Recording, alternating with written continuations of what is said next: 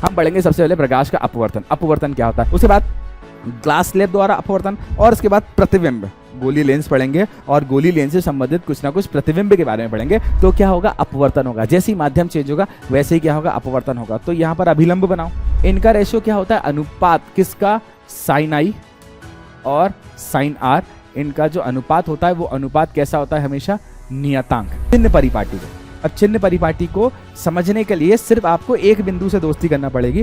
Hello hello hello hello hello hello. तो hello बच्चों, क्या हालचाल, कैसे हैं आप लोग। तो मैं आकाश श्रवण आप सभी का एक बार फिर से स्वागत करता हूं समरी सीरीज में, जहां पर मैं आपको पढ़ाने वाला हूं कुछ नया कुछ नया कुछ नया। जैसा कि आप सभी जानते हो, समरी सीरीज इस पूरे चैप्टर की समरी को बनाने के लिए बनाई गई है, जिसमें हम पूरे चैप्टर का रिविजन करेंगे, वो भी बहुत कम टाइम है। अच्छा, ये ना सोचना कि पूरे चैप्टर का रिवीजन है तो हम कुछ छोड़ देंगे, कुछ ना, एक एक टॉपिक, एक एक जानकारी ज्ञान के साथ आपको बताई जाएगी। ऐसा कोई टॉपिक नहीं होगा जो टॉपिक छोड़ा जाएगा, ठीक है बेटा। तो चिंता की कोई ना बात, जब पीडब्ल्यू है तुम्हारे साथ। तो बच्चों कैसे हैं आप लोग। अच्छा देखो, अब बात कुछ ऐसी है कि आने वाला समय बहुत टफ होने वाला है, कंपटीशन का लेवल बहुत हाई होने वाला है। तो तुम्हें उस भीड़ में से एक चमकता हुआ तारा बनना पड़ेगा। अगर तुम उस भीड़ में से चमकता हुआ तारा नहीं बने तो उस भीड़ का हिस्सा बन जाओगे, और भीड़ का हिस्सा बन जाओगे तो आगे बढ़ जाओगे। तो बच्चे आने वाला समय, आने वाला जो समय है ना, आने वाला जो समय बहुत खतरनाक कंपटीशन लेके आने वाला है। As you know that India की, आप देख रहे हो इंडिया में कितने सारे एजुकेटेड पर्सन हैं। हाँ, सब वेल एजुकेटेड हैं, सब अच्छी तरह से हैं, सब कुछ ना कुछ काम कर रहे हैं और कुछ ना कुछ करेंगे और बेहतर से बेहतर करेंगे। अब उन सब पढ़ने वाले बंदों से हमें बेहतर बनना है। तो कैसे बनेंगे, कोई चमत्कार होगा, चमत्कार होगा लेकिन वो तुम खुद करोगे। चमत्कार करने के लिए आपको पढ़ना पड़ेगा, चमत्कार करने के लिए आपको लड़ना पड़ेगा, चमत्कार करने के लिए आपको सीखना पड़ेगा, तभी जाकर आप कुछ अच्छा कर पाओगे। वैसे तो मैं जानता हूं, मुझे पूरा भरोसा है आप अच्छा करोगे और करते ही हो। मैं चाहता हूं कि वो अच्छा आपके लिए और अच्छा हो, समझ रहे हो ना। मतलब मैं चाहता हूं कि हमारी सीमाओं की कोई अंत ना हो। कहते हैं ना कि कौन कहता है आसमान में एक सुराख नहीं किया जा सकता, एक पत्थर तो तबीयत से उछाल कर देखो बेटा। तो आसमान, sky is not our limit. आसमान हमारी सीमा नहीं है, आसमान हमारी लिमिट नहीं है। हमें उससे बियॉन्ड जाना है, हमें उससे आगे जाना है, और उससे आगे जाकर हमें आसमान की ऊंचाइयों से भी ऊपर जाना है। और मैं जानता हूं आप लोग ये जरूर करोगे और आप लोग करके ही रहोगे। तो इसी के साथ हम शुरू करते हैं आज की क्लास। जैसा कि लेक्चर नंबर 1, समरी सीरीज के लेक्चर नंबर 1 में मैंने आपको प्रकाश क्या होता है ये बताया था, और प्रकाश के परावर्तन से संबंधित कुछ ना कुछ बातें बताई थी। प्रकाश क्या होता है मैंने ये बताया था, और प्रकाश के परावर्तन से संबंधित कुछ ना कुछ बातें बताई थी। आज मैं आपको क्या सिखाने वाला हूं, आज हम प्रकाश का अपवर्तन सीखेंगे। क्या सीखेंगे, अच्छा क्या आपने लेक्चर नंबर 1 देखा? अगर नहीं देखा ना तो कृपया करके उस लेक्चर को पूरी तरह से देखें, तभी यहां पर आने का प्रयत्न करें। और अगर आप यहां पर डायरेक्टली आ गए ना तो इसलिए, ठीक है। तो बच्चा पूरा लेक्चर ध्यान से देखें। अच्छा, बहुत जो लोग मुझे रेगुलर देखने बताओ, मोटा हो गया ना मैं, काफी मोटा हो गया हूं मैं, ठीक है। चलो, तो बेटा लेक्चर रेगुलर कंसिस्टेंसी के साथ देखा करो, पढ़ा करो, बढ़िया तरीके से पढ़ोगे लिखोगे तो बनोगे नवाब, और खेलोगे कूदोगे तो भी बनोगे नवाब। दोनों का कॉम्बिनेशन बहुत ज़रूरी है, पढ़ाई और खेल का कॉम्बिनेशन बहुत ज़रूरी है। खेल आपके दिमाग को फिट रखता है, और जब दिमाग फिट रहेगा तो पढ़ाई में तभी तो मन लगेगा। तो पढ़ाई और खेलों के कॉम्बिनेशन के साथ आप रहा करो, बढ़िया खाओ, बढ़िया दिमाग को चिल करो, थोड़ा बहुत म्यूजिक सुनो, थोड़ा बहुत गेम्स तो बहुत इंपॉर्टेंट है, थोड़ा बहुत गेम्स भी खेलते रहो। फिजिकल गेम खेलना, ऐसा नहीं कि लाओ भाई मोबाइल से खेलें ना। Physical activity should be important, should be added in your daily routine. अगर आप फिजिकल एक्टिविटी में आप रनिंग कर लो, क्रिकेट खेल लो, जो भी, गिल्ली डंडा खेल लो, फुटबॉल खेल लो, अरे हॉकी खेल लो भाई, है ना, खो खो खेल लो, कबड्डी खेल लो, लेकिन अपनी टोली के साथ, अपनी गैंग के साथ खेलना बहुत जरूरी है, ठीक है। अच्छा, याद रखना जरूरी है। तो बच्चे शुरू करते हैं आज की क्लास। आज हम पढ़ने के वाले हैं, जैसा कि आप लोगों को थोड़ा थोड़ा संभावना है कि हम चैप्टर कौन सा पढ़ रहे हैं, प्रकाश, परिचय, परावर्तन और अपवर्तन। हम कौन सा चैप्टर पढ़ रहे हैं बेटा, प्रकाश से संबंधित, ठीक है। जिसमें आज हम क्या पढ़ने वाले बेटा, लेक्चर नंबर 2, ठीक है। कौन सा लेक्चर नंबर 1 हो चुका है। इस चैप्टर को हम 2 घंटे में खत्म करेंगे, और आने वाले टाइम में इस चैप्टर को हम 30 मिनट्स में भी खत्म करेंगे। पहले हमने इस लेक्चर को, मेरे उड़ान के जो परिंदे हैं वो जानते हैं, इस लेक्चर को हमने करीबन 7-8 लेक्चर में, इस चैप्टर को हमने 7-8 लेक्चर में खत्म किया। उसके बाद हमने सेम चैप्टर को कितने में खत्म किया, 2 लेक्चर में। अब इसे और कम कर देंगे। अब ये डिटेल्ड हो गया, अब उस डिटेल का रिवीजन करेंगे। ये वीडियो यूट्यूब पर हमेशा अवेलेबल रहेगी। आप जब भी कोई दिक्कत हो, जब भी कोई डाउट हो, टाइम स्टैंड लगा होगा वहाँ पर, उस टॉपिक पर क्लिक करो और वहाँ पर आपको वो टॉपिक मिल जाएगा। तो एक बार फिर से मैं आकाश रवन ये अंगूठा दिखाते हुए, मतलब ये फोटो एडिटेड है, बार बार मैं बोलता हूँ अपने क्लासेस में कि मेरी फोटो एडिट है, तो मैं एक बार फिर से आकाश रवन आप सभी का स्वागत करता हूँ समरी सीरीज में, जहाँ पर मैं आपको पढ़ाऊंगा प्रकाश का परावर्तन और अपवर्तन से संबंधित कुछ ना कुछ बातें। तो चलिए शुरू करते हैं, ठीक है। ओके चलो, अब बेटा क्या क्या पढ़ेंगे? बड़ा बड़ा बेटा हम पढ़ेंगे सबसे पहले प्रकाश का अपवर्तन। अपवर्तन क्या होता है पहले बेसिक पढ़ेंगे। ये मैं सुना सर हमें अपवर्तन तो पता ही नहीं, मैं आपको बताऊंगा अपवर्तन क्या होता है। उसके बाद ग्लास स्लैब द्वारा अपवर्तन, और उसके बाद प्रतिबिंब, गोली लेंस पढ़ेंगे और गोली लेंस से संबंधित कुछ ना कुछ प्रतिबिंब के बारे में पढ़ेंगे। तो बेटा बने रहना, आराम से बने रहना, बस आराम से आप ध्यान से नोट्स बनाया करो। देखो कभी भी आप कोई भी लेक्चर अटेंड कर रहे हो तो उस लेक्चर को मूवी की तरह मत देखो। कभी भी आप क्लास अटेंड कर रहे हो तो उस लेक्चर के नोट्स जरूर बनाया करो बेटा। देखो कहते हैं ये माइंड की साइकोलॉजी होती है कि आप लिखी लिखाई बातें, मतलब लिखी लिखाई बातें अगर मैं आपको प्रिंटेड दे दूँ ना तो शायद वो आपके दिमाग में कम रहे, लेकिन जो बातें आप अपने हाथ से लिखते हो ना तो एक तो आपको लिखने के दौरान मेमोराइज हो जाती है, दूसरा हाथ से लिखी हुई बातें अपने दिमाग में ज्यादा समय तक सर्वाइव कर सकती हैं। तो बेटा याद रखना नोट्स बनाया करो हर सब्जेक्ट के। मैं सिर्फ ये नहीं करोगे फिजिक्स नोट बनाओ, तो केमिस्ट्री की बनाओ, बायो की बनाओ, हिंदी की बनाओ, इंग्लिश की बनाओ, जो भी लैंग्वेजेस पढ़ते हो, जो भी सब्जेक्ट पढ़ते हो उन सबके नोट्स बनाना बहुत जरूरी है। बिना नोट्स के काम नहीं चलता। तो चलो शुरू करते हैं आज की क्लास, ठीक है। अब हम पढ़ने के वाले हैं। हम सबसे पहले पढ़ेंगे अपवर्तन के बारे में। हम सबसे पहले क्या पढ़ेंगे बेटा? अब जैसा कि आप इस विचित्र से चित्र को देख सकते हो, एक प्रकाश किरण आ रही है, ठीक है। यहां पर देखो ये प्रकाश किरण थोड़ी सी तिरछी हो गई और फिर आपको यहां मिल गई। अरे सर आपने तो बताया था, मैं नहीं बोला था, मैं अपनी बातों को गलत सिद्ध कर रहा हूं। मैं नहीं बोला था कि प्रकाश कैसा चलता है, सीधे मार्ग पर चलता है, बिल्कुल चलता है सीधे मार्ग पर। अरे आपको भी अगर सीधा रास्ता दे दूं ना तो आप सीधे चलोगे, आपको भी अगर मैं सीधा रास्ता दे दूं ना तो आप कैसे चलने लगोगे? सीधा। लेकिन यहां पर जब भाई साहब लाइट दीदी चल रही थी, लाइट भाई साहब जब चल रहे थे, प्रकाश भाई साहब जब चल रहे थे, तो अचानक से ये कांच का टुकड़ा आ गया, ठीक है। अचानक से कांच का टुकड़ा आ गया। अब ये प्रकाश कहां से आ रहा था? वायु से। प्रकाश कहां से आ रहा था? एयर से, मतलब किससे आ रहा था? वायु से। अब वायु से आते आते बीच में कुछ ना कुछ नई चीज आ गई। अच्छा ये कांच का जो टुकड़ा है ना, कांच, जल और वायु, हम हमारे सिलेबस में इनके बारे में बात करेंगे, कांच, जल और वायु। अब ये जो कांच का टुकड़ा है ना, ये कांच का टुकड़ा अपने में से प्रकाश को जाने देता है, जाने देता है। अच्छा वायु में प्रकाश की जो गति होती है 3 गुणा 10⁸ मीटर प्रति सेकंड होती है, लेकिन यहां पर वायु है ना, वायु नहीं भी होगी ना तब भी प्रकाश की गति 3 गुणा 10⁸ मीटर पर सेकंड रहेगी। और जब ये कांच में घुस जाती है, जब ये कांच में घुस जाती है, ठीक है, तो इसकी गति में थोड़ा सा परिवर्तन आता है, इसकी गति में थोड़ी सी कमी आती है, जिसके कारण ये अपने रास्ते से थोड़ा सा मुड़ जाती है। क्या होता है? अपने रास्ते से थोड़ा सा मुड़ जाती है। तरंग दैर्ध्य में भी परिवर्तन होता है। जब मैं आपको प्रिज्म पढ़ाऊंगा अगले चैप्टर में, मानव नेत्र में, उसमें सारी बताऊंगा कि कैसे तरंग दैर्ध्य के आधार पर 7 रंग बढ़ जाते हैं। अभी हम वो पढ़ेंगे। अभी हम मोनोक्रोमेटिक की बात कर रहे हैं, मतलब एक वर्णी प्रकाश की बात कर रहे हैं, मतलब सिर्फ पीले कलर के। अगर श्वेत रंग होता तो कुछ होता, ये ग्लास स्लैब के साथ तो नहीं होता, प्रिज्म के साथ होता, ग्लास स्लैब के साथ ही होता। तो ये प्रकाश इस बिंदु पर पड़ा, तो इस बिंदु पर पड़ा तो एक माध्यम से दूसरे माध्यम में गया, तो एक माध्यम से जब दूसरे माध्यम में गया ना बेटा, एक माध्यम से जब दूसरे माध्यम में गया तो अपने रास्ते से मुड़ गया। चल अभी भी सीधा रहा है, आ ये रहा था सीधा, लेकिन ऐसा मुड़ा है, ऐसा नहीं मुड़ा कि ऐसे घूम गया हो, ऐसा नहीं मुड़ा, ठीक है। चल अभी भी सीधा रहा है, मतलब अपने मार्ग से थोड़ा सा मुड़ गया। इतना, ये तो मैंने बहुत ज्यादा बनाया हुआ है, इतना ज्यादा नहीं मुड़ता। ये नीचे वाली रे बनी है ना, बहुत बहुत अच्छी बनी हुई, ये तो मैंने थोड़ा सा मसाला मिर्च डालना पड़ा था ना कहानी में, तो इसके लिए थोड़ा सा ज्यादा बनाया हुआ। तो एक प्रकाश किरण आई, मुड़ गई, प्रकाश किरण आई, मुड़ गई। कैसे मुड़ गई? जब माध्यम चेंज हुआ। जब क्या चेंज हुआ बच्चे? माध्यम। तो कोई भी प्रकाश किरण एक माध्यम से दूसरे माध्यम में जाती है तो वो अपने मार्ग से थोड़ा सा भटक जाती है, अपने मार्ग से थोड़ा सा मुड़ जाती है। इस घटना को ही क्या कहा जाता है? अपवर्तन। अंग्रेजी में से कहते हैं रिफ्रैक्शन ऑफ लाइट। क्या कहते हैं बच्चा? Refraction of light. तो इसे क्या कहा जाता है? अपवर्तन। अंग्रेजी में से कहा जाता है लाइट का रिफ्रैक्शन, प्रकाश का अपवर्तन, ठीक है। अब ये प्रकाश का अपवर्तन एक नेचुरल फिनोमेना है। आपको बताऊं, प्रकाश के अपवर्तन के कारण ही तारे कुछ टिमटिमाते हुए दिखाई देते हैं, ठीक है। प्रकाश के अपवर्तन के कारण है जो सूर्य है ना, सूर्य अपनी ओरिजिनल स्थिति पर दिखाई नहीं देता, प्रकाश के अपवर्तन के कारण है। जो हमें क्या कहते हैं, कभी कभी आप देखते हो मिराज, तो TIR का है ना, मिराज जानते हो ना, मरुस्थल में दिखती है, उसके कारण, अपवर्तन के कारण ही थोड़ा मिराज पानी होने का एहसास होता है, ठीक है। तो बच्चे अपवर्तन हमारी जिंदगी में एक बहुत बड़ा इंपॉर्टेंट रोल निभाता। चश्मा लगाया कभी किसी को? आंखों में तकलीफ हुई है, चश्मा लगाते हो, चश्मा करता क्या है? प्रकाश का अपवर्तन, प्रकाश के किरण को मोड़ देता है या और मोड़ देता है, यही करता है। तो प्रकाश का अपवर्तन क्या होता है? प्रकाश बेचारा सीधा साधा अपने मार्ग से चला जा रहा था, बीच में माध्यम चेंज हुआ, और जैसे ही माध्यम चेंज हुआ उसने अपना रास्ता थोड़ा सा मोड़ लिया। इस घटना को प्रकाश का अपवर्तन कहते हैं। इस घटना को क्या कहते हैं बेटा? प्रकाश का अपवर्तन। तो प्रकाश का अपने मार्ग से थोड़ा सा मुड़ जाना जब माध्यम चेंज होता है, इसे क्या कहते हैं? अपवर्तन। अब बेटा आगे देखते हैं, ठीक है। अब ये तो भाई ये तो एक एग्जाम्पल वाला डायग्राम था। प्रैक्टिकल डायग्राम आप कैसे बनाओगे? तो मान लो ये रहा एक कांच का टुकड़ा, ठीक है। मान लो ये रहा एक कांच का टुकड़ा, बेटा ध्यान से देखना, ठीक है।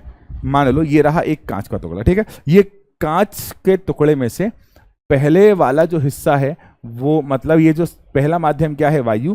ये है हमारे लिए कांच, और तीसरा माध्यम क्या है? अगेन क्या है बेटा?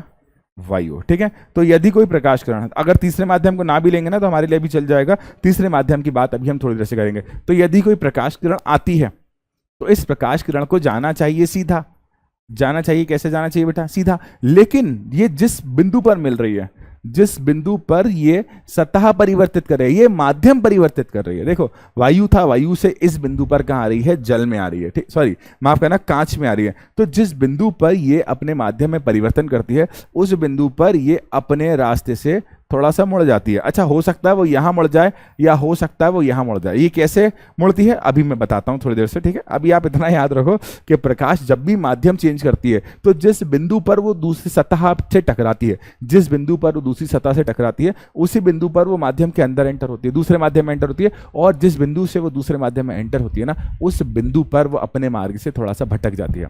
इस अपने मार्ग से ये क्यों होता है? इसका सिंपल सा कारण है कि प्रकाश का अपवर्तन जो होता है ना, प्रकाश का अपवर्तन होने का इकलौता, मतलब कारण तो बहुत सारे हैं, कारण तो बहुत सारे हैं, कुछ इक्वेशन होती है और भी काफ़ी चीज़ें हैं, लेकिन हम सबसे प्यारा, सबसे सुंदर और सबसे सुशील कारण क्या मानते हैं? वो है प्रकाश की गति में परिवर्तन। प्रकाश की गति वायु में अधिकतम होती है, जैसी माध्यम परिवर्तित होता है तो प्रकाश की गति भी परिवर्तित हो जाती है। इस कारण से प्रकाश अपने मार्ग से थोड़ा सा भटक जाता है और इस घटना को क्या कहा जाता है? अपवर्तन, ठीक है। अच्छा, हम एक वर्णी मतलब एक कलर के प्रकाश की बात कर रहे हैं अभी, ठीक है। चलो और कुछ बातें बताओ सर, ठीक है। अब बेटा परिभाषा देख, बेटा परिभाषा ध्यान से देखना, जितने भी बच्चे देख रहे हैं एक तरह से वन शॉट ही है। ये बिंदु क्या हो गया? ओ, ठीक है। ये बिंदु क्या हो गया बच्चा? ओ। जिस बिंदु पर ये किरणें मिल रही हैं, ये बिंदु क्या हो गया? ओ। अब जो प्रकाश किरण आ रही है उसे मैं नाम दे दूं ओ ए। तो ओ ए, ओ ए कौन सी किरण है बेटा? आपतित किरण, ठीक है। कौन सी किरण है बेटा? आपतित किरण। ओ ए कौन सी किरण है बेटा? आपतित किरण। मतलब ये आ रही है ना, इसलिए इसका नाम क्या है? आपतित किरण। क्योंकि ये आ रही है इसीलिए इसका नाम क्या है? आपतित किरण। अब जिस बिंदु से ये मुड़ जाती है, जिस बिंदु से मुड़ जाती है, और उसका नाम क्या रखा है आपने? ओ। और इसे क्या कहते हैं बच्चे? आपतन बिंदु, ठीक है। क्या कहते हैं बच्चे? इसे आपतन बिंदु, ठीक है। इसे क्या कहते हैं? आपतन बिंदु। तीसरा, अब ये आने वाली प्रकाश किरण, और ये प्रकाश किरण दूसरे माध्यम में जाकर मुड़ जाती है, ये प्रकाश किरण दूसरे माध्यम में जाकर मुड़ जाती है और इसे बोलते हैं ओबी, ठीक है। मतलब ओबी नहीं बोलते, मैं ओबी से नाम दे रहा हूं। अब प्रकाश किरण सीधी आ रही थी, दूसरे माध्यम में गई और वो मुड़ गई। प्रकाश किरण सीधी आ रही थी, दूसरे माध्यम में आई तो मुड़ गई, मतलब अपवर्तन हो गया। और अपवर्तन होने के बाद जो प्रकाश किरण होगी वो कौन सी किरण कहलाएगी बच्चा? अपवर्तित किरण, ठीक है। अब वो क्या कहलाएगी बच्चा? अपवर्तित किरण। क्लियर? कोई दिक्कत? ठीक है, क्लियर? कोई दिक्कत बेटा यहां तक? चलो अब बेटा देखो ध्यान से, समझना, बड़ा मजेदार सा कॉन्सेप्ट है। ओ ए आपतित किरण, ओ आपतन बिंदु, ओ बी अपवर्तित किरण। अब भाई साहब यहां पर फिजिक्स कहां है? यहां पर हम लगाएंगे हमारी फिजिक्स। तो आपको आपतन बिंदु दिख रहा है? आपतन बिंदु पर एक हमारा मित्र बैठा हुआ है, उस मित्र का नाम क्या है? हमारा सखा बैठा हुआ है, हमारा रिश्तेदार बैठा हुआ है, उस मित्र का नाम क्या है? अभिलंब। क्या नाम है बच्चा? अभिलंब। अभिलंब मतलब नॉर्मल, नॉर्मल मतलब एन। ब्लू कलर दिख रहा है? हाँ दिख रहा है। तो यहाँ पर एन क्या है? नॉर्मल। और नॉर्मल का मतलब क्या हुआ? अभिलंब, ठीक है। अभिलंब, ये अभिलंब मतलब ये सतह के साथ क्या है बच्चे? लंब पर है। किसके साथ? सतह के साथ क्या है? लंब पर है। और जब ये सतह के साथ लंब पर है ना बेटा, तो ये सतह के साथ कितने डिग्री का एंगल बना रहा है? मतलब ये वाली जो सतह है ना, इसके साथ कितने डिग्री का एंगल बना रहा है बच्चा? 90 डिग्री का। कितने डिग्री का एंगल बना रहा है बेटा? 90 डिग्री का। अब बेटा देखो, आपको दिख रहा है अभिलंब? तो आपतित किरण और अभिलंब के बीच बनने वाला जो कोण होता है ये कहलाता है एंगल आई। तो एंगल आई को कहते हैं आपतन कोण, ठीक है। ये हमें बताता है कि प्रकाश किरण कितने कोण पर आ रही है और ये किसके सापेक्ष नाप रहा है, हमारे मित्र के सापेक्ष, और उसका नाम क्या है बता दो, तुमको बताया मैंने। अब ये दूसरी वाली प्रकाश किरण और ये अभिलंब दिख रहा है, इसे क्या कहते हैं, एंगल आर। तो एंगल आर क्या कहते हैं इसको, अपवर्तित किरण, इसे बोलते हैं अपवर्तन कोण। ठीक है, क्या बोलते हैं बेटा इसे, अपवर्तन कोण, एंगल ऑफ रिफ्रैक्शन। ठीक है, आपतन किरण, मैंने किरण लिख दिया यार ऊपर, यार तुम लोग मना भी नहीं कर रहे हो सर कि किरण लिख दिया आपने, आप लोग मना भी नहीं कर रहे हो कि सर आपने किरण लिख दिया। ये कोण है आपतन कोण और दूसरा अपवर्तन कोण। ठीक है, आपतन कोण और अपवर्तन कोण। ठीक, तो आपतित किरण, आपतन बिंदु, अपवर्तित किरण, अभिलंब, आपतन कोण और अपवर्तन कोण। ठीक है, ये सारी बातें आपको पता होना चाहिए। अगर आपको ये सारी बातें नहीं पता ना तो आप बिलीव करो अपवर्तन नहीं पढ़ पाओगे। आपतित किरण इंसिडेंट रे कहते हैं अंग्रेजी को, आपतन बिंदु पॉइंट ऑफ इंसिडेंस बोलते हैं इसे, अपवर्तित किरण रिफ्रैक्टेड रे बोलते हैं इसे। ठीक है, एन नॉर्मल, ठीक है, एंगल आई मतलब angle of incidence, angle R मतलब एंगल ऑफ रिफ्रैक्शन। ये सारी बातें आपको, अच्छा कोशिश करो कि थोड़े बहुत नाम इंग्लिश में भी याद हो बेटा, थोड़े बहुत नाम अंग्रेजी में भी याद होंगे ना तो अच्छा रहता है। ठीक है, अब बच्चे आगे बढ़ते हैं। अब देखो अपवर्तन की परिभाषा, जब भी प्रकाश एक माध्यम से दूसरे माध्यम में जाता है, जब भी प्रकाश एक माध्यम से दूसरे माध्यम में जाता है तो अपने मार्ग से मुड़ जाता है, तो इस घटना को क्या कहा जाता है, प्रकाश का अपवर्तन कहा जाता है। तो प्रकाश के मार्ग परिवर्तन होने पर अपने मार्ग से मुड़ जाने की घटना को प्रकाश का अपवर्तन कहते हैं। ये भाई साहब देखो, नीले में थे तो सीधे थे, लाल में थे तो मुड़ गए। ठीक है, मतलब इनके साथ क्या हो रहा है, अपवर्तन, मतलब इनके साथ क्या हो रहा है, अपवर्तन। ठीक है, बढ़िया, क्लियर क्लियर, अपवर्तन पूरा आज हमें खत्म करना है। ठीक है, बढ़िया क्लियर, आई होप आप सभी को क्लियर होगा सारी बातें। अब प्रकाश किरण का मुड़ना, बेटा सबसे इंपॉर्टेंट बात यह है, आप जब एक्सटर्नल के सामने कॉपी रखोगे ना, आप जो भी बंदा आपकी कॉपी चेक कर रहा होगा ना, वो आपसे ये नहीं पूछेगा कि आपकी प्रकाश किरण कहाँ से कहाँ जा रही है, आपके माध्यम कौन कौन से, वो डायग्राम को देखेगा और डायग्राम को देखकर ही पहचानेगा कि आपने कौन सी स्थितियां अज्यूम करी हैं और कौन सी स्थितियों के सापेक्ष आप डायग्राम बना रहे हो। तो हम बढ़ रहे हैं प्रकाश किरण का मुड़ना। अब देखो प्रकाश किरण का मुड़ना किन बातों पर डिपेंड करता है, प्रकाश किरण का मुड़ना पूरी तरह से डिपेंड करता है माध्यम पर। किस पर डिपेंड करता है बच्चे, माध्यम पर, कि आप माध्यम कैसा ले रहे हो। ठीक है, अधिक जानकारी के लिए मैंने डिटेल में बैच में पढ़ाया हुआ है। ठीक है, प्रकाश किरण का मुड़ना पूरी तरह से किस पर डिपेंड करता है, माध्यम पर। अब माध्यम प्रकाशीय घनत्व के आधार पर दो प्रकार के होते हैं, एक होता है बेटा सघन, ठीक है, एक होता है सघन और दूसरा कौन सा होता है बच्चे, विरल।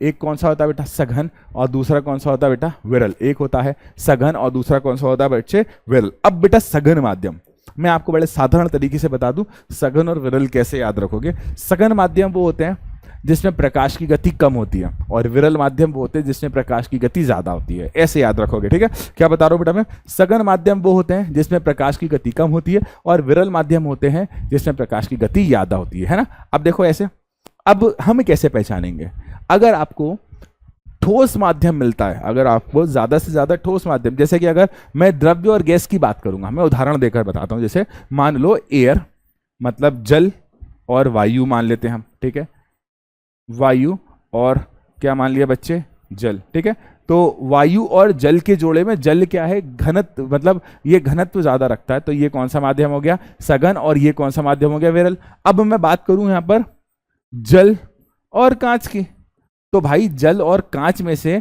कांच ठोस अवस्था में है, कांच ठोस अवस्था में, और कांच जब ठोस अवस्था में है तो ये कैसा माध्यम हो जाएगा, सघन, और ये कैसा माध्यम हो जाएगा बच्चे, विरल।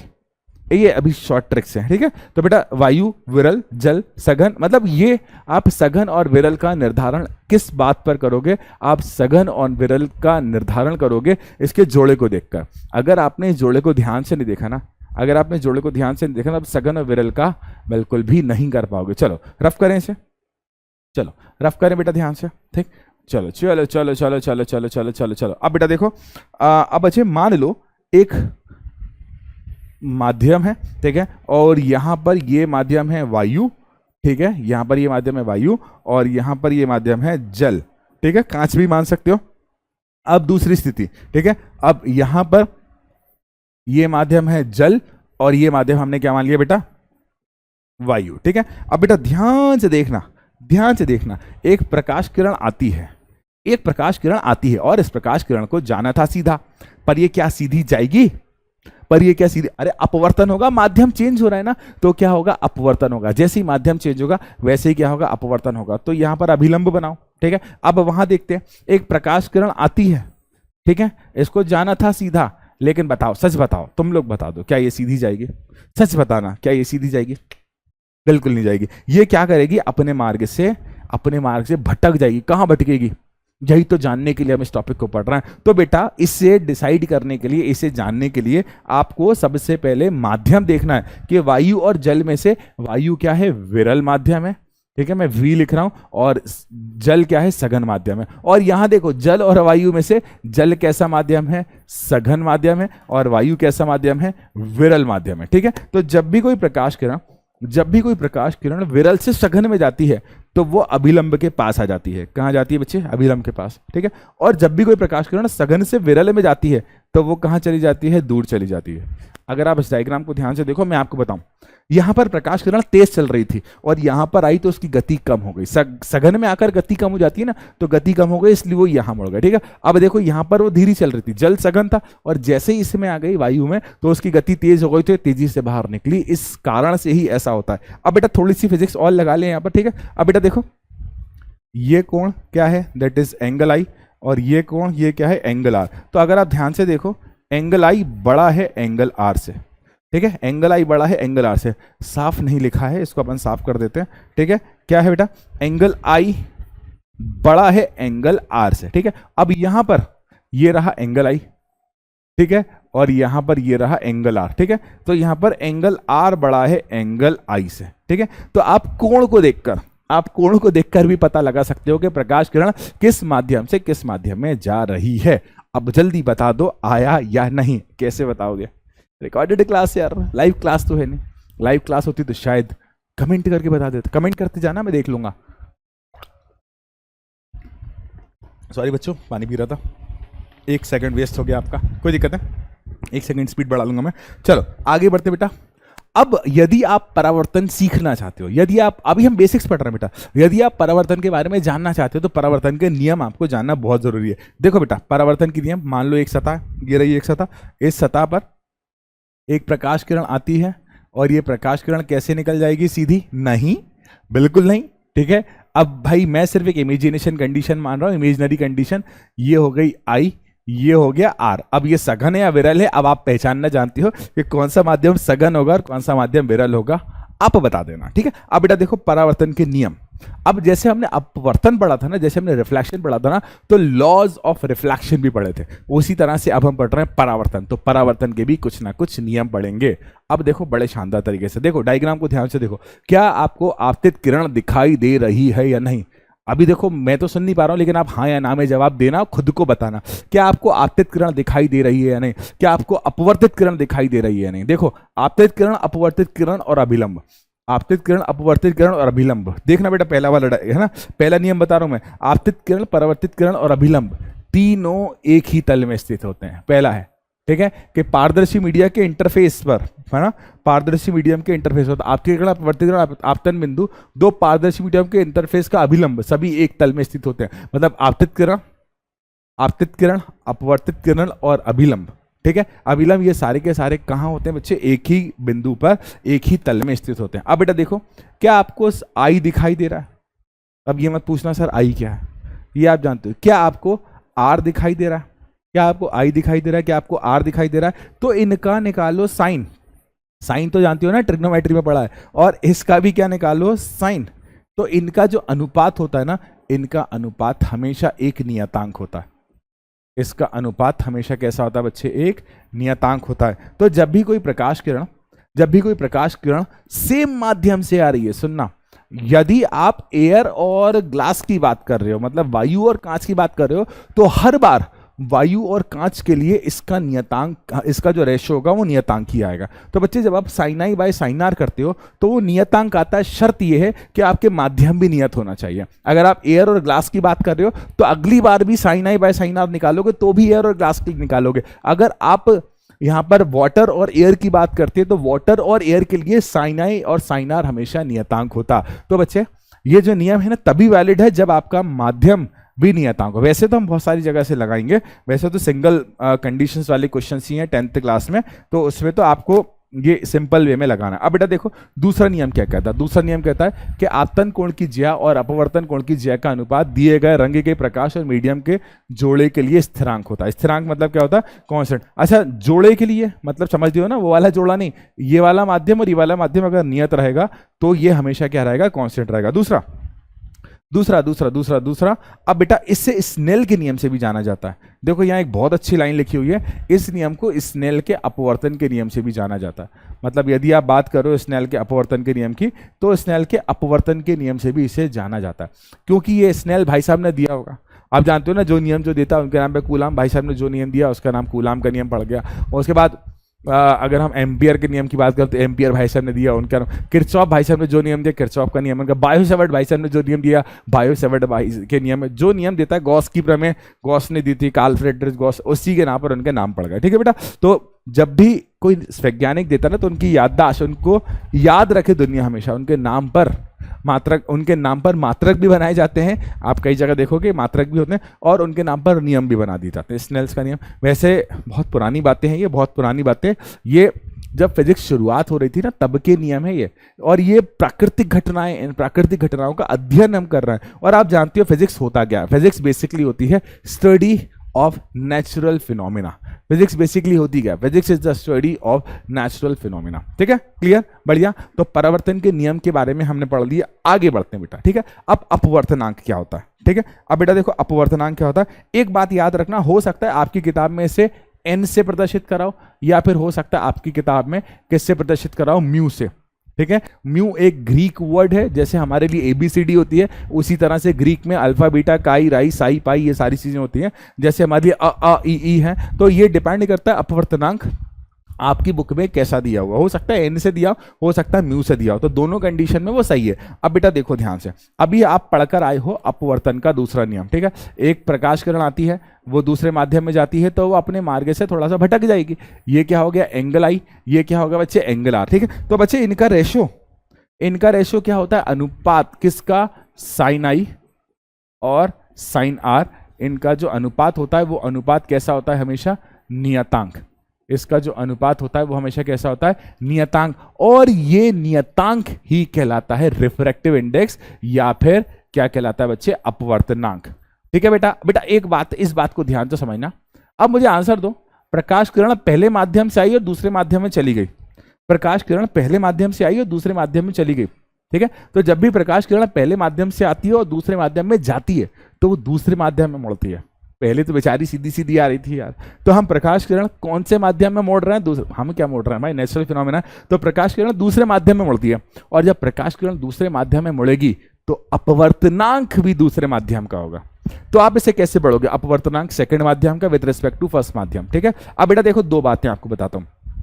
जितना ज्यादा अपवर्तनांक प्रकाश किरण का, मुड़ना भी उतना ज्यादा। एक बात इसको मैं लिख नहीं रहा हूं, याद रखना, जितना ज्यादा अपवर्तनांक प्रकाश की किरण उतनी ज्यादा मुड़ेगी। दूसरा, जितना ज्यादा अपवर्तनांक उतनी कम प्रकाश की गति। ठीक है, तो जैसे जैसे अपवर्तनांक का मान बढ़ता जाएगा प्रकाश की किरण का मुड़ना भी बढ़ता जाएगा, उसका विचलन भी बढ़ता जाएगा। दूसरा, जितना ज्यादा अपवर्तनांक होगा उतनी कम प्रकाश की गति। आपको एक बात बताऊं, डायमंड आपने सुना होगा, हीरा।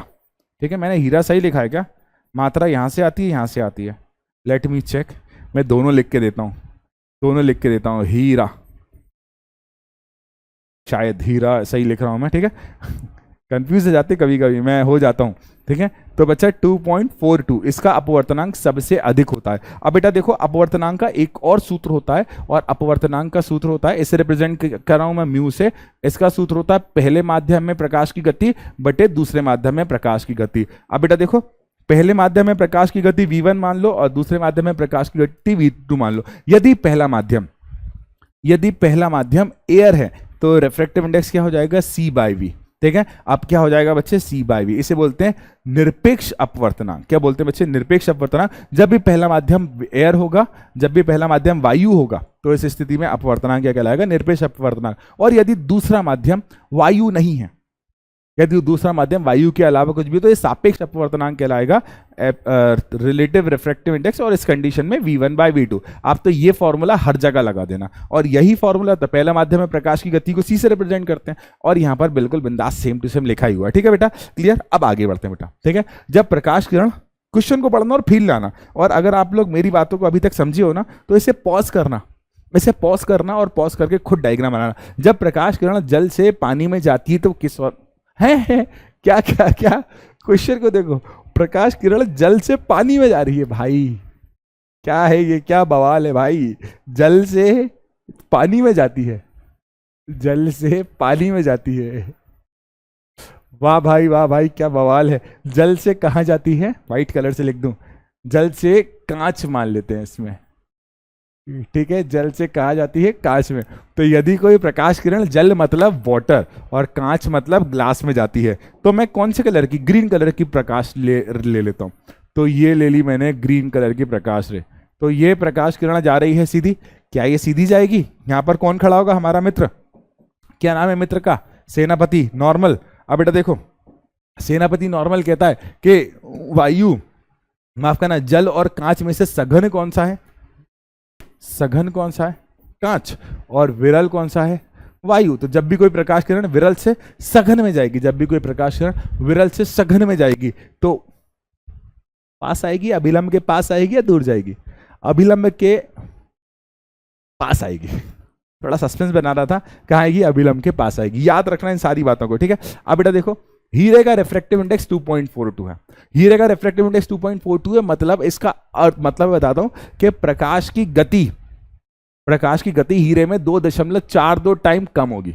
प्रकाश का जो वेग होगा ना, कितना होता है प्रकाश का वेग, पुराने लेक्चर को देख कर आना, पुराने लेक्चर में मैंने बताया। तो प्रकाश की गति हीरे में 2.42 गुना कम होगी, हीरे में 2.42 गुना कम होगी, इस बात को याद रखना। चलो आगे बढ़ते हैं बेटा, ये बहुत इंपॉर्टेंट टॉपिक है, इसके बेसिस पर डायग्राम आता है। डायग्राम ऐसा है कि आयताकार ग्लास स्लैब द्वारा प्रकाश का अपवर्तन। तो मैं मान लेता हूं मेरे पास एक आयताकार ग्लास स्लैब है, ठीक है, ये रहा एक आयताकार ग्लास स्लैब, और इस आयताकार ग्लास स्लैब में एक प्रकाश किरण आती है। अरे यार, कहां से आ रही है ये प्रकाश किरण, बताओ, वायु से, ठीक है। कहां से आ रही है बेटा, वायु से, और कहां जा रही है बच्चे, ये जल में, ठीक है, और वापस कहां जाएगी बच्चे, वायु में, ठीक है। तो एक आयताकार ग्लास स्लैब से प्रकाश की किरण आती है, इस प्रकाश किरण को जाना था सीधा, क्या ये सीधी जाएगी, इसको ऐसा जाना था सीधी, लेकिन ये सीधी नहीं जाएगी। क्यों नहीं जाएगी, आप कारण आप जानते हो। तो ये प्रकाश किरण, दूसरा कलर ले लेता हूं, तो ये प्रकाश किरण अभिलंब खड़ा हुआ है यहाँ पर। अभिलंब भाई साहब हमें बोलेंगे कि प्रकाश किरण वायु से जल में जा रही है, मतलब विरल से सघन में जा रही है, और सघन में जा रही है तो ये कहाँ जाएगी, अभिलंब के पास। कहाँ जाएगी बच्चे, अभिलंब के पास। तो ये बना दिया हमने नॉर्मल नंबर 1। अब भाई साहब यहाँ पर ये प्रकाश किरण जल से वायु में बाहर आना चाहती है। ये तो जो कांच का टुकड़ा होता है, कांच का जो स्लैब होता है, वो तो पारदर्शी होता है, तो पारदर्शी होता है मतलब प्रकाश को रोकेगा थोड़ी ना, प्रकाश को वो तो जाने देगा ना प्रकाश को। तो ये प्रकाश किरण क्या होगी, ये प्रकाश किरण अब जल से कहाँ आ रही है, वायु में, तो ये लो हमने अभिलंब खड़ा कर दिया। अब मुझे बताओ, जल से वायु में मतलब सघन से विरल में आ रही है, तो ये अभिलंब से कहाँ चली जाएगी, थोड़ा सा दूर चली जाएगी। अभिलंब से कहाँ चली जाएगी, दूर चली जाएगी। बेटा एक नई बात बता रहा हूं आपको, ठीक है। आपतित किरण, अपवर्तित किरण, और ये जो ऑरेंज कलर की मैंने बनाई है ना, इसे बोलते हैं निर्गत किरण। क्या बोलते हैं, निर्गत किरण। और ये जो कोण बन रहा है ना, ये वाला कोण, यदि पहला माध्यम और आखिरी माध्यम बराबर है तो ये दोनों कोण बराबर होंगे। तो आपतन कोण और निर्गत कोण बराबर होते हैं, ठीक है।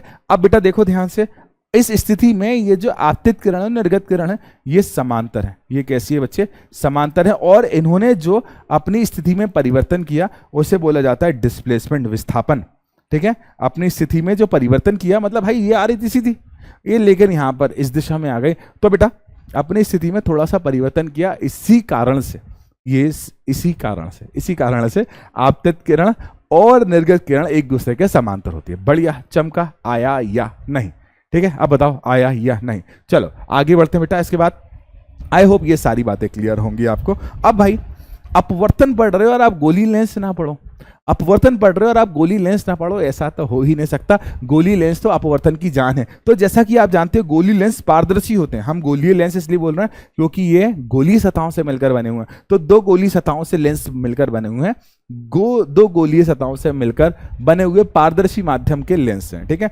माध्यम पारदर्शी, लाइट का, प्रकाश का क्या करेंगे, अपवर्तन। और जब प्रकाश का अपवर्तन होगा, जानते हो आप, ठीक है। तो बेटा मेरे प्यारे बच्चों, ये जो दोनों तरफ से लेंस को ध्यान से देखना, जो बीच में से दबा हुआ है उस लेंस को बोलेंगे अवतल। कौन सा बोलोगे बच्चा, अवतल। कौन सा लेंस बोलोगे, अवतल। और जो बीच में से मोटा है उस लेंस को क्या बोलोगे बच्चा, उत्तल। ठीक है, तो अवतल लेंस कौन सा लेंस होता है, जो बीच में से दबा होता है। उत्तल लेंस कौन सा लेंस होता है, जो बीच में से मोटा होता है। ठीक है, अब बेटा देखो ध्यान से, अवतल लेंस और उत्तल लेंस, अवतल लेंस और उत्तल लेंस। ठीक है, अब अवतल लेंस कोनों से मोटा होता है, बीच में से पतला होता है, और उत्तल लेंस बीच में से मोटा और कोनों पर से पतला। इससे बोला जाता है कॉन्वेक्स लेंस। कौन सा लेंस बोलते हैं, कॉन्वेक्स लेंस। और इसे क्या बोलते हैं बच्चा, कॉनकेव लेंस। अब बेटा मेरे प्यारे बच्चों, ये कॉनकेव लेंस और कॉन्वेक्स लेंस। अब ये जो लेंस होता है ना, ये अपसारी लेंस होता है, क्योंकि जितनी भी प्रकाश किरण आती है इन्हें दूर फेंकता है। और ये लेंस जो होता है ना, ये अभिसारी होता है, जितनी भी प्रकाश किरण आती है उनको एक जगह पर इकट्ठा करने की कोशिश करता है। ठीक है, नियम में और बताऊंगा। ठीक, आगे देखो बेटा। अब बेटा कॉन्वेक्स लेंस और कॉनकेव लेंस, जैसा कि मैंने आपको बताया था कि कॉन्वेक्स लेंस अपसारी होता है और कॉनकेव लेंस अभिसारी होता है। मैंने शायद उल्टा बोल दिया, मैं आपको बताऊं, ये कन्वर्जिंग होता है, लाइट रे को इकट्ठा करता है ना, और ये लाइट रे को दूर करता है। ये अपसारी अभिसारी होते हैं, जैसा मैंने आपको बताया हुआ है। ठीक है, अब गोली लेंस द्वारा प्रतिबिंब, अब आपको गोली लेंस द्वारा प्रतिबिंब बनाना है ना, तो प्रतिबिंब बनाने से पहले आपको इससे संबंधित कुछ परिभाषाएं पढ़ना पड़ेंगी। तो बेटा ये रहा हमारा गोलीय लेंस। मैं एक लेंस को ले लेता हूं, तीन तीन बने हुए यहां पर। अब एक लेंस, ये लेंस का मध्य बिंदु, ये लेंस का मध्य बिंदु, ये कहलाता है ऑप्टिकल सेंटर। क्या कहलाता है बच्चे, ऑप्टिकल सेंटर, प्रकाशीय केंद्र। अब बेटा लेंस के एक तरफ होता है फोकस नंबर 1 और दूसरी तरफ होता है फोकस नंबर 2। अब बेटा यहां पर ये होता है 2f1 और यहां पर ये होता है 2f2। ठीक है, तो लेंस के एक तरफ फोकस नंबर 1, लेंस के दूसरी तरफ फोकस नंबर 2, लेंस के एक तरफ 2f1 और लेंस के दूसरी तरफ 2f2 होता है। ठीक है, अगर आप इतनी, अच्छा 2f2 क्या, इसकी त्रिज्या के बराबर भी होता है। ठीक है, बेटा देखो, अगर आपको लेंस से संबंधित बातें सीखना है तो आपको ये 5 चीजें तो याद रखना पड़ेंगे। ठीक है, f1 f2 o मतलब प्रकाशीय केंद्र, और 2f1 और 2f2। ठीक है, अच्छा एक चीज और, फोकस से लेकर ऑप्टिकल केंद्र तक की जो दूरी होती है वो कहलाती है फोकस दूरी। क्या कहलाती है बच्चे, फोकस दूरी। ठीक है, अगर आप प्रकाशीय, अगर आप ऑप्टिकल, अगर आप रे ऑप्टिक्स में डायग्राम बनाना चाहते हो, अगर आप रे ऑप्टिक्स में डायग्राम बनाना चाहते हो ना, तो इन बातों को ध्यान से समझ लेना। यदि कोई प्रकाश किरण सतह के, माफ करना, ये प्रिंसिपल एक्सिस कहलाता है, मुख्य अक्ष। ठीक है, इसी पर आप वस्तु रखोगे और इसी पर आपका प्रतिबिंब बनेगा। तो यदि कोई वस्तु मुख्य अक्ष समांतर होती है तो किरण जिस बिंदु से जाएगी वो बिंदु क्या कहलाएगा बच्चे, फोकस।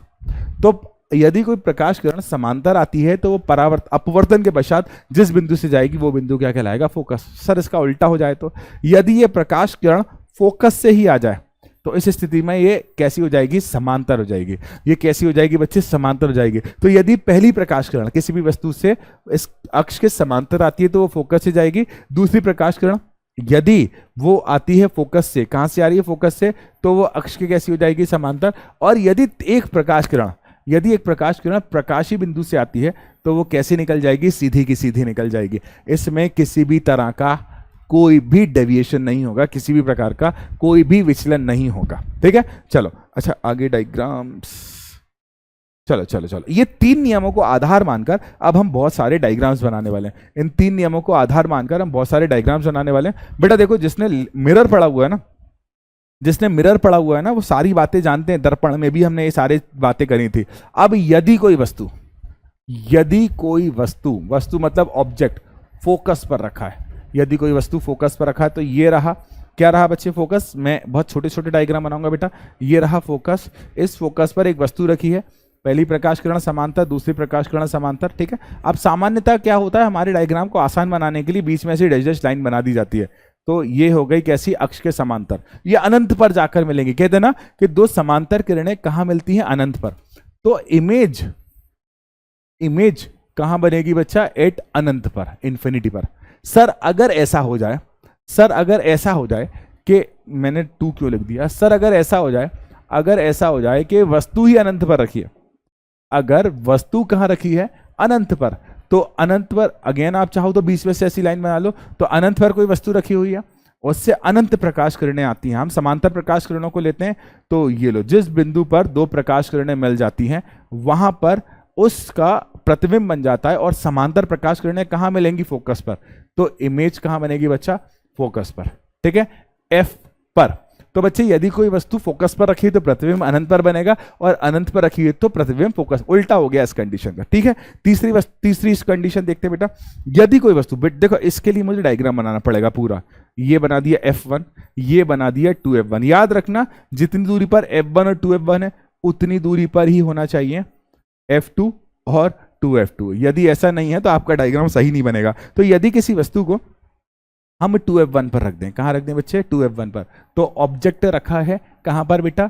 2F1 पर। बीच में एक लाइन बना लो, यहाँ से रिफ्रैक्शन करने में आसानी हो जाती है। ठीक, द्वारक बन जाता है। तो पहली प्रकाश किरण समांतर, और समांतर प्रकाश किरण कहाँ से जाएगी बच्चे? फोकस से। और दूसरी प्रकाश किरण कहाँ से आ रही है? फोकस से। और फोकस से आने वाली प्रकाश किरण कैसी हो जाएगी? समांतर। थोड़ी सी मेरे से लाइट रे तिरछी हो गई, थोड़ी नहीं बहुत तिरछी हो गई है।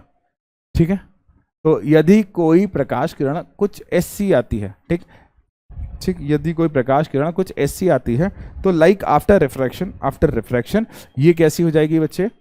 After refraction. ठीक, आफ्टर रिफ्रैक्शन ये कैसी हो जाएगी बच्चे? समांतर। और ये मिलेगी ऑटोमेटिकली कहां पर? 2F2 पर। तो यदि ए बी ऑब्जेक्ट है तो ए डैश बी डैश उसका प्रतिबिंब है। तो इमेज कहां बनेगी बच्चा? ए डैश बी डैश पर। अच्छा माफ करना, मैंने ए डैश बी डैश लिख दिया, इमेज का नाम है। ठीक, तो इमेज कहाँ बनेगी? इमेज बनेगी बेटा 2F2 पर। ठीक है, तो यदि 2F1 पर कोई ऑब्जेक्ट रखा है तो 2F2 पर प्रतिबिंब बनता है। अब बच्चे इकलौती स्थिति है जब वस्तु का आकार और प्रतिबिंब का आकार बराबर होता है। ठीक है, वस्तु का आकार और प्रतिबिंब का आकार बराबर होता है। अब बेटा देखो 5वीं स्थिति, थोड़ी सी स्पीड अप करना पड़ेगी। 5वीं स्थिति, पहले हम एक लाइन बना लें। ठीक, ये बना ली हमने एक लाइन, ठीक, सीधी है। ठीक, अब डायग्राम को आसान बनाने के लिए ये लो और लाइंस बना दें, डायग्राम को आसान बनाने के लिए और लाइंस बना दें, डायग्राम को आसान बनाने के लिए और लाइंस बना दें। ठीक, तो यदि किसी वस्तु को मैं रख दूं कहां पर? F1 व 2F1 के बीच। यदि किसी वस्तु को F1 व 2F1 के बीच रख दूं, कहां पर रख दूं बेटा? F1 व 2F1 के बीच रख दूं। तो बेटा ये है हमारा F1, ये है हमारा 2F1। ठीक है, ये प्रकाशी केंद्र है, और सेम टू सेम ये है हमारा F1 और ये है हमारा 2F1। तो मैंने वस्तु को रख दिया यहां पर। तो पहली प्रकाश किरण समांतर, और समांतर कहां से जाएगी बेटा? फोकस से। दूसरी प्रकाश किरण केंद्र से आएगी। जिस बिंदु पर आकर मिलेंगी वहां पर हमारा प्रतिबिंब बन जाएगा, और क्या होगा? ए डैश बी डैश। तो ये चौथी इमेज है बेटा। इमेज कहां बन रही है बच्चे? 2F1 2F2 के, ये 2 है बेटा, है ना, 2F2 से दूर। कुछ जगह ऐसा लिखा होगा कि 2F2 व अनंत के मध्य, तो वो भी सही है। अब अगली स्थिति देखते हैं कि यदि किसी वस्तु को मैंने यहां पर मान लिया F1, यहां पर मान लिया F2, और यहां पर मान लिया 2F1, और यहां पर मान लिया बेटा 2F2। ठीक है, इन दोनों डायग्राम को अलग करने के लिए मैं यहां पर एक लाइन खींच देता हूं। ठीक, अब यदि किसी वस्तु को, यार लाइन सीधी नहीं खींची, मैं वहां देखकर खींचूं। अब मैं एक लाइन खींच देता हूं। हाँ ठीक, अब ठीक है। तो बच्चे देखो, यदि किसी वस्तु को मैं 2F1 से पीछे रख दूं, तो 5वीं स्थिति में यदि वस्तु कहाँ रखी है? 2F1 से परे, मतलब 2F1 से दूर रखी है, तो पहली प्रकाश किरण समांतर, और समांतर प्रकाश किरण कहाँ से जाएगी बच्चा? फोकस से। और आप जानते हो दूसरी प्रकाश किरण कहाँ से आएगी बच्चे? केंद्र से आएगी। और ये ऑटोमेटिकली, अगर आपके सारे नापतोल सही हैं, तो आपकी जो इमेज बनेगी ना बेटा, कहां बनेगी? F2 व 2F2 के मध्य। कहां बनेगी बच्चा? F2 व 2F2 के मध्य। अब बेटा आखिरी डायग्राम की तरफ बढ़ते हैं। ऑप्टिकल सेंटर, ये रहा फोकस नंबर 1, और ये रहा सेकंड नंबर का फोकस, दैट इज F2। ठीक, यदि प्रकाश किरण को मैं यहां रखूं, ठीक, तो प्रकाश किरण वस्तु को मैं यहां रखूं, तो वस्तु को मैं ऑप्टिकल सेंटर, मतलब ऑब्जेक्ट को मैं कहां रख रहा हूं बेटा? प्रकाशी केंद्र O व F1 के मध्य। कहां रखा बच्चे? O व F1 के मध्य, ठीक है। तो किसी वस्तु को O व F1 के मध्य रखा, तो बेटा देखो O व F1 के मध्य रखा तो पहली प्रकाश किरण समांतर, और समांतर प्रकाश किरण को जैसी चली जाएगी फोकस से, दूसरी ऑप्टिकल सेंटर से जाएगी। तो इनको एक्सटेंड करो, तो इमेज बनती है बिहाइंड दी ऑब्जेक्ट, मतलब प्रतिबिंब जो बनेगा वस्तु से पीछे बनेगा। कहाँ बनेगा? वस्तु के पीछे। अब बेटा ये 6 के 6 डायग्राम बहुत इंपॉर्टेंट है, ठीक है। शायद वस्तु के पीछे सही लिखा है, हाँ ठीक है। ये 6 के 6 डायग्राम बहुत इंपॉर्टेंट है। अब बेटा आगे बढ़ते हैं अपन चिन्ह परिपाटी को। अब चिन्ह परिपाटी को समझने के लिए सिर्फ आपको एक बिंदु से दोस्ती करना पड़ेगी, और वो बिंदु है केंद्र। जितने भी नापतोल आप केंद्र से लेफ्ट की तरफ करोगे, जितने भी मेजरमेंट आप केंद्र से कहां करोगे? लेफ्ट की तरफ करोगे, चाहे वो अवतल हो चाहे वो उत्तल हो। जितने भी मेजरमेंट केंद्र से लेफ्ट की तरफ करोगे, वो सारे के सारे मेजरमेंट किस में कंसीडर किए जाएंगे बच्चे? नेगेटिव। किस में कंसीडर किए जाएंगे बच्चे? नेगेटिव। कैसे लिए जाएंगे? ऋणात्मक। और जितने भी नापतोल आप केंद्र से राइट हैंड की तरफ करते हो, मतलब जितनी भी दूरियां RHS की तरफ जाएंगी, तो वहां पर मेजरमेंट कैसे लिए जाएंगे बच्चे? पॉजिटिव। मेजरमेंट कैसे लिए जाएंगे? पॉजिटिव। मेजरमेंट कैसे लिए जाएंगे? पॉजिटिव। मेजरमेंट कैसे लिए जाएंगे? पॉजिटिव। अब बेटा आगे देखो, यदि कोई भी वस्तु ऑप्टिकल सेंटर से, सॉरी माफ करना, प्रिंसिपल एक्सिस मतलब मुख्य अक्ष से ऊपर की तरफ इंगित हो रही है, ऊपर की तरफ, वस्तु या इमेज दोनों हो सकती है, वस्तु या प्रतिबिंब दोनों हो सकता है, तो उसके मापन को हम प्लस में लेंगे, है ना। कैसे लोगे? धनात्मक लोगे। कैसा लोगे बच्चे? धनात्मक लोगे। कैसा लोगे बच्चे? धनात्मक लोगे। और यदि ऐसे हम नीचे की तरफ लेंगे, तो कैसा? माइनस। कैसा लिए जाएगा बच्चे? ऋणात्मक में लिया जाएगा। तो जो ऊपर की तरफ मतलब मुख्य अक्ष से ऊपर की तरफ होगा वो धनात्मक, और मुख्य अक्ष से नीचे की तरफ जो इंगित होगा ऋणात्मक। अब इस दौरान मैंने आपसे कोई बातें नहीं करी, क्योंकि बच्चे ये जो डायग्राम वाला कॉन्सेप्ट है ना, डायग्राम वाला थोड़ा सा सेंसिटिव मामला है, ठीक है। डायग्राम को आप बनाकर देखोगे, ठीक है, डायग्राम को आप ड्रॉ कर देखोगे, ऐसे सिर्फ देखना नहीं है, तभी आपको डायग्राम समझ आएंगे, ठीक है। अब बेटा आगे बढ़ते हैं अपन लेंस सूत्र के पर, ठीक है। किस पर बढ़ते हैं बच्चे? लेंस सूत्र। जैसा कि आप दर्पण सूत्र पढ़े हुए हो, तो उसी से मिलता जुलता है लेंस सूत्र, ठीक है। अगर आपने दर्पण सूत्र पढ़ा है, क्या था दर्पण सूत्र? 1/f = 1/v + 1/u। लेकिन दर्पण सूत्र की जब हम बात करते हैं ना, तो सिर्फ और सिर्फ क्या रह जाता है? माइनस, ठीक है। तो बच्चे f क्या मतलब क्या होता है? f का मतलब होता है बच्चे फोकस दूरी। f का मतलब क्या होता है बच्चे? फोकस दूरी। अब u का मतलब क्या होता है? वस्तु की दूरी। कहां से? ऑप्टिकल सेंटर से, प्रकाशीय केंद्र से। और v का मतलब क्या होता है? प्रतिबिंब की दूरी। कहां से? ऑप्टिकल सेंटर से, ठीक है बेटा। क्लियर सारी बातें। अब बेटा आवर्धन आपको बताता है, जो दर्पण में काम करता है ना, सेम टू सेम यहां पर भी वही काम कर रहा है। आवर्धन जो होता है, ये होता है अनुपात प्रतिबिंब की ऊंचाई बटे वस्तु की ऊंचाई का। किसका अनुपात होता है? प्रतिबिंब की ऊंचाई बटे वस्तु की ऊंचाई का। इसका एक और सूत्र होता है V/O, है ना। तो I/O मतलब प्रतिबिंब की ऊंचाई और वस्तु की ऊंचाई। अब आवर्धन आपको बताता है कि वस्तु के सापेक्ष प्रतिबिंब कैसा बना है, मतलब प्रतिबिंब का आकार क्या है। वस्तु अगर छोटी है तो प्रतिबिंब का आकार कैसा है। अगर आवर्धन का मान 1 होता है तो वस्तु का आकार और प्रतिबिंब का आकार बराबर होता है। यदि आवर्धन का मान 1 से ज्यादा होता है तो वस्तु का आकार छोटा होता है, प्रतिबिंब का आकार बड़ा होता है। यदि आवर्धन का मान 1 से कम होता है तो 1 से कम होता है मतलब प्रतिबिंब छोटा बना है, वस्तु बड़ी है, ठीक है। अच्छा देखो, ये एक विमाहीन राशि है, इसका कोई मात्रक नहीं होता, इसकी किसी भी प्रकार की कोई यूनिट नहीं होती है, याद रखना। इसकी किसी भी प्रकार की कोई यूनिट नहीं होती है, याद रखना। इट इज अ विमाहीन राशि, ठीक है। It is a unitless quantity. अब बेटा आगे बढ़ते हैं कुछ क्वेश्चंस की तरफ, ठीक। 1-2 क्वेश्चंस हैं, after that we are concluding the class. अब इनमें से कौन सा पदार्थ लेंस बनाने के लिए प्रयुक्त नहीं किया जा सकता? बेटा लेंस आप उसी पदार्थ का बना सकते हो जो कि पारदर्शी हो। तो आप जल, कांच, प्लास्टिक और मिट्टी। जल पारदर्शी होता है तो आप इसका लेंस बना सकते हो। कांच भी पारदर्शी हो सकता है तो आप इसका भी लेंस बना सकते हो। प्लास्टिक भी पारदर्शी होता है तो इसका भी आप लेंस बना सकते हो। लेकिन मिट्टी के आर पार नहीं देखा जा सकता। जब मिट्टी के आर पार नहीं देखा जा सकता तो वो प्रकाश को अपने में से गुजरने नहीं देगी, और यदि ये प्रकाश को अपने में से गुजरने नहीं देगी तो इसका मतलब इसके आप लेंस तो नहीं बना सकते। मिट्टी के आप लेंस तो नहीं बना सकते। आगे बढ़ते हैं बेटा। अब बेटा क्वेश्चन को पहले पढ़ो और आंसर देने की कोशिश करो कि किसी बिंब का वास्तविक तथा समान आकार का प्रतिबिंब प्राप्त करने के लिए कौन सा, वास्तविक भी हो, वास्तविक मतलब प्रकाश किरणें वास्तविकता में मिल रही हो और वस्तु का आकार और प्रतिबिंब का आकार बराबर हो, तो उत्तल लेंस तो बिंब, बिंब मतलब क्या है बेटा, यहाँ पर वस्तु है, बिंब का मतलब क्या है बेटा, वस्तु है, तो बिंब को कहां रखें, उत्तल लेंस के सामने। देखो क्या बोला है, बात याद रखना कि वास्तविक तथा समान आकार का, वास्तविक तथा समान आकार का। अब बेटा डायग्राम पर अपन वापस चलते हैं, डायग्राम पर अगर अपन वापस चलते हैं तो ये रहा एक डायग्राम, ठीक है। अगर आप इस वाले डायग्राम को ध्यान से देख रहे हो, इस वाले डायग्राम को ध्यान से देख रहे हो इस वाले डायग्राम को, तो इस वाले डायग्राम में एक बहुत अच्छी बात मैंने बोली थी कि इकलौता ऐसा डायग्राम है जब वस्तु का आकार और प्रतिबिंब का आकार बराबर है, वस्तु का आकार और प्रतिबिंब का आकार बराबर है। अब वस्तु कहां रखी है, अब वस्तु रखी है कहां पर, अब वस्तु रखी है 2f1 पर, कहां रखी है 2f1 पर, मतलब फोकस दूरी से दुगनी दूरी पर, फोकस दूरी से दुगनी दूरी पर, तो उसका प्रतिबिंब भी कहां बन रहा है, फोकस दूरी से दुगनी दूरी पर बनेगा, ठीक है बच्चा। अब देखो, तो बेटा ये देखो, अब ऑप्शंस पढ़ते हैं अपन।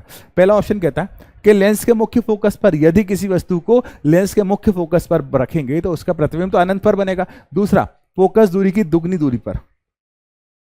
थर्ड देखते हैं अनंत पर। फोर्थ देखते हैं लेंस के प्रकाशीय केंद्र तथा मुख्य फोकस के मध्य कहां पर रखी है। तो बच्चा बड़ा आसान सा सवाल है, तो फोकस दूरी की अनंत दूरी पर। अब ये आपका होमवर्क है, ये आपका होमवर्क है। क्यों होमवर्क है, क्योंकि यहां पर किसकी बात हो रही है, दर्पण की, यहां पर किसकी बात हो रही है, दर्पण की। इसके आंसर आपको खुद ढूंढना है, इसके आंसर आपको खुद ढूंढना है बेटा, ठीक है। अब इसी के साथ एक और क्वेश्चन है यार, एक नहीं ये क्वेश्चन हो चुके हैं, ठीक है। चलो इसी के साथ आज की क्लास समाप्त होती है। मैं जानता हूं आप मैंने बिल्कुल आज कोई मस्ती नहीं करी, आज कोई एक्स्ट्रा बात नहीं करी, सिर्फ हमने पढ़ा, क्योंकि समरी कर रहे हैं बेटा, हमने डिटेल में सारी चीजें पढ़ी हुई, हम उसको समराइज कर रहे हैं, हम उसको शॉर्ट टाइम में रिवाइज कर रहे हैं। तो इसी के साथ आज की क्लास खत्म होती है। हम मिलते हैं नेक्स्ट क्लास में नए चैप्टर के साथ, नई बातों के साथ, नए कॉन्सेप्ट के साथ, नए लॉजिक के साथ। तब तक के लिए tata bye bye and love you मेरे प्यारे बच्चों। तो मिलते हैं अपन बहुत जल्दी, तब तक के लिए tata bye bye and tata bye bye.